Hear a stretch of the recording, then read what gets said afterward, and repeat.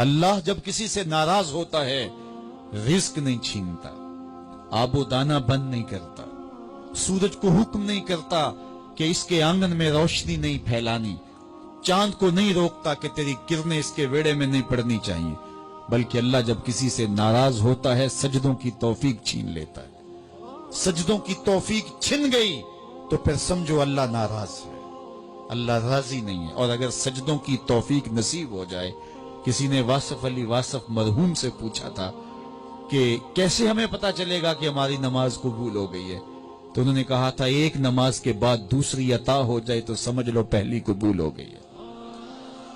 تو نمازوں کا نصیب ہونا یہ اللہ کی رضا اور اللہ کی خوشنودی کی دلیل ہے، اور سجدوں کی توفیق کا چھن جانا یہ اللہ کی ناراضگی کی دلیل ہے۔ میں اور آپ دیکھیں کہ ہم کہاں کھڑے۔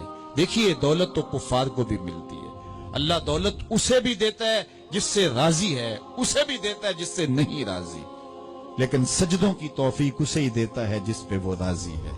تو 5 گانا نماز شعار زندگی بنا لیجئے، نماز قضا نہ ہونے پائے۔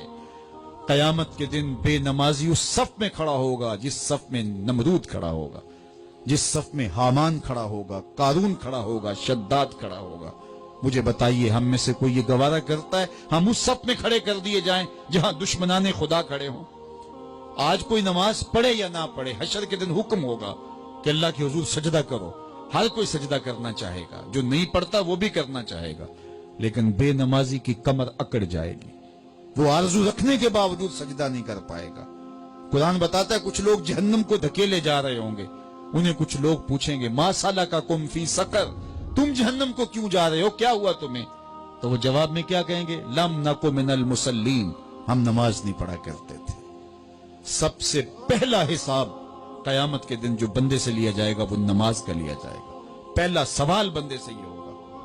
یا چڑیاں بھی رب کی تسبیح بولیں اور اشرف المخلوقات سویا رہے، جب صبح کا وقت ہوتا ہے حشرات الارض بھی بلوں سے نکل کے رب کی تقدیس کے ترانے پڑھ رہے ہوتے ہیں، درختوں کی شاخوں پہ چڑیاں پرندے وہ بھی اللہ کی تقدیس کے ترانے پڑھ رہے ہوتے ہیں، حشرات الارض بھی اس کی تقدیس کے گیت گا رہے ہوتے ہیں، اور اشرف المخلوقات خراٹے لے رہا ہو، اس سے بڑی بد نصیبی کیا ہو سکتی ہے؟ آئیے 5 گانا نماز شعار زندگی بنا لے۔ اس مجلس میں اگر کوئی بے نمازی ہے تو آج عزم مصمم کر کے یہاں سے لوٹے کہ آج کے بعد نماز نہیں چھوڑوں گا، اور اگر آپ 5 گانا نماز کی عادت رکھتے ہیں تو آپ کو مبارک ہو، لیکن یہ عزم کر کے جائیے اپنے گھروں میں، اپنے اعزاء و اقرباء اور اپنے دوستوں میں اس زور سے تلقین اور تاکید کریں گے نماز کی کہ وہ پکے نمازی بن جائیں گے۔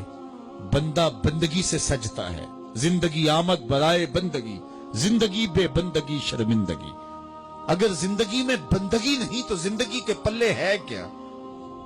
علماء نے لکھا ہے کہ یہ سارے درخت حالت قیام میں ہیں، چوپائے حالت رکوع میں ہیں، مینڈک تشہد میں ہیں، اور حشرات الارض سجدے میں ہیں، اور انسان اشرف المخلوقات ہے۔ اس کی عبادت میں درختوں کا قیام بھی رکھا گیا، اور رکوع بھی رکھے گئے، اور سجدے بھی رکھے گئے، اور قعدے بھی رکھے گئے، اس لیے تاکہ اس کی عبادت تمام مخلوقات کی عبادات کی جامع بن جائے۔